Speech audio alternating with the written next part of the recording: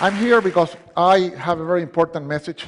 I think we have found the most important factor for success. And it was found close to here, Stanford. Psychology professor took kids that were 4 years old and put them in a room all by themselves.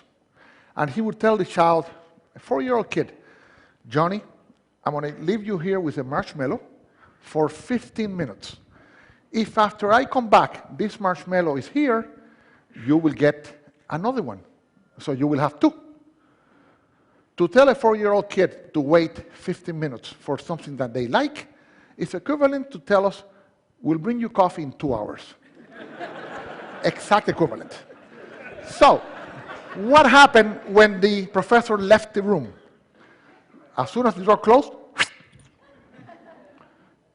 2 out of 3 ate the marshmallow.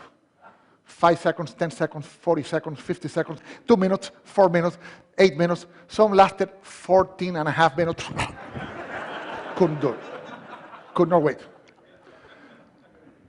What's interesting is that 1 out of 3 would look at the marshmallow and go like this. Would look at it, put it back. They would walk around. They would play with their skirts and pants. That child already at 4 understood the most important principle for success, which is the ability to delay gratification.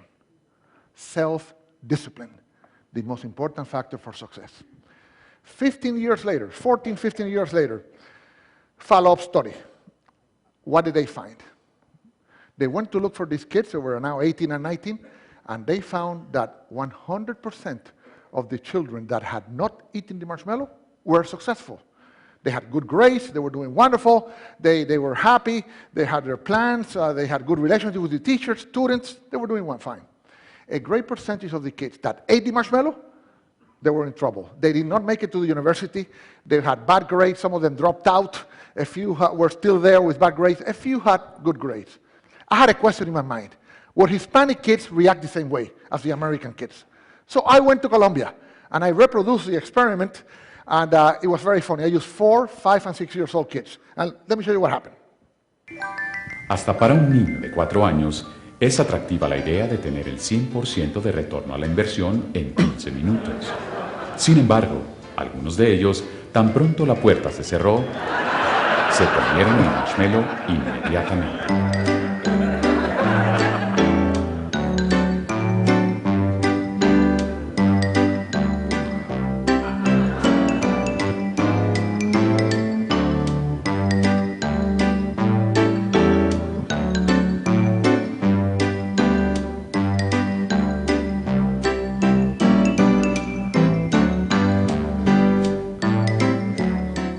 Otros, en cambio, resistieron el impulso.